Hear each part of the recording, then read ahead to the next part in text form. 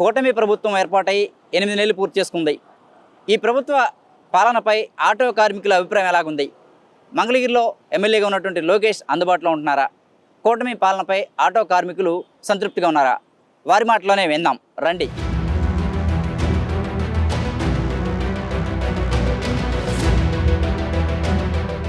మాసరుగా ఉంది. ఆ ప్రభుత్వం కంటే ఏం పర్లేదు. కాకపోతే ఇచ్చిన ఇంకా మొదలు పెట్టలే. మా 10,000 ఇచ్చేవాడు అతను, వీళ్ళేం 15,000 అన్నారు. ఇప్పటి వరకు ఏమీ లేదు. కేసులు ఎక్కువైనాయి. మెయిన్ మళ్ళీ బ్రేకులు ఇన్సూరెన్స్ ప్రైవేట్ వాళ్ళకి చేస్తామంటున్నారు. ఇప్పుడు మామూలుగా వీళ్ళే దొబ్బుతున్నారు. ఇక ప్రైవేట్కి వెళ్తే ఇంకా ఏముంటుంది చెప్పు.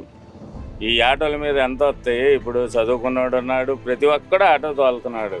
దాని మీదే జీవనం సాగిస్తున్నాడు. ఇప్పుడు 10th క్లాస్ చదివినోడు ఏంటి, BA చదివినోడు కూడా ఆటోలు తోలుతూనే ఉన్నారు. ఆటోలు ఎక్కువ అయిపోయినాయి, కిరాయిలు లేవు.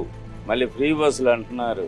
రాజధాని పనులు ఉంటేనే అన్ని ఆటోలకు కానీ దేనికైనా కానీ ప్రతి ఒక్కరు, ఇసుకోడు కానీ ఇసుక పని చేసే వాళ్ళైనా ఏదైనా కానీ, రాడ్ బెండింగ్ వాడు, పెయింటరు, వీళ్ళందరూ కూడా ఆటో ఎక్కి వెళ్తారు కదా. విజయవాడ పనులకు వెళ్ళాలన్నా ఆటో ఎక్కాల్సిందే. పర్వాలా.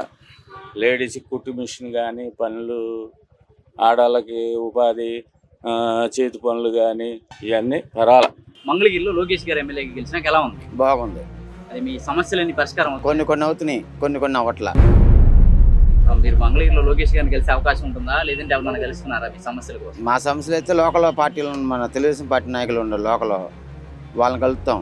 తాడేపల్లి వెళ్తే ఆయన కలిస్తే ఆయన పరిష్కరించుకుంటాడు. కొన్ని సమస్యలు ఉంటే నా ఈ సమస్య అని చెప్పుకుంటే 2 రోజులు లేదా 3 రోజులు.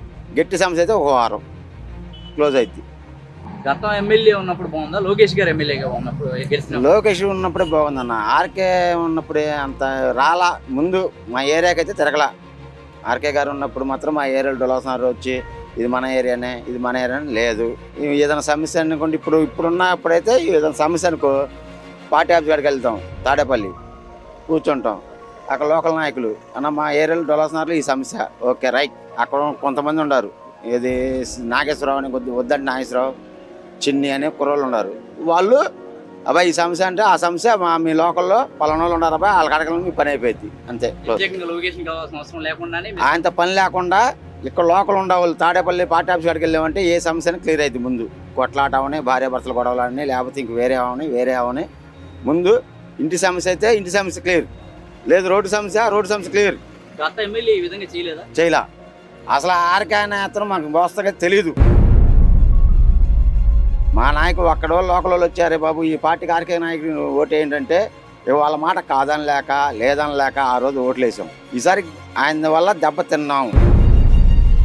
వద్దు, మనకు నారా లోకేష్ ఉండాలి, లోకల్లో ఉంటాడు, ఏ అవసరం వచ్చినా నాయకులను పట్టుకుంటాడు, మన పనులు అవుతాయి, ఏ సమస్య పని అయిద్ది అనే ఒక ధీమాతో ఆయన గెలిపించుకున్నాం. భారీ మెజారిటీతో గెలవడానికి కారణం ఏంటి? మేము వేసిన నమ్మకం, ఆయన మీద నమ్మకం, బాగా నమ్మకం. అంటే చేస్తాడు.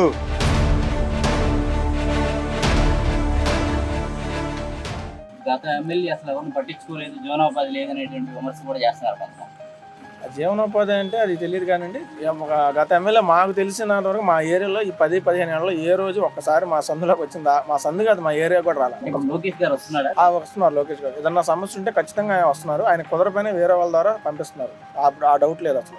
లోకేష్ గారికి మీరు చెప్పాలంటే ఇక్కడ మంగళగిరి నియోజకవర్గం నుంచి మీరు లోకేష్ గారికి ఏదైనా సూచన చేయాలంటే సూచన అంటే ఏం లేదండి. ఆ ఫ్రీ బస్సులు అంటున్నారు. ఒక్క టీడీపీకి వచ్చేసరికి అన్ని పథకాలు బాగున్నాయి పెట్టినాయి. ఒక ఫ్రీ బస్ అనేది కొంచెం నచ్చట్లేదు మాకు. ఎందుకంటే ఎవరు అడగల ఫ్రీ బస్సులు ఏమని. అది వేయడం వల్ల ఆటో వాళ్ళకి అందరికీ ఇబ్బంది. ఒక ఆటోని కాదు, ఆటో ఫైనాన్షియల్ దగ్గర నుంచి ఆటో తోలుకునే వాళ్ళు, అద్దె బళ్ళు వేసుకునే అందరికి ఇబ్బంది. అదొక్కటే, దాన్ని ఎలా సాల్వ్ చేస్తారన్నది తెలియదు.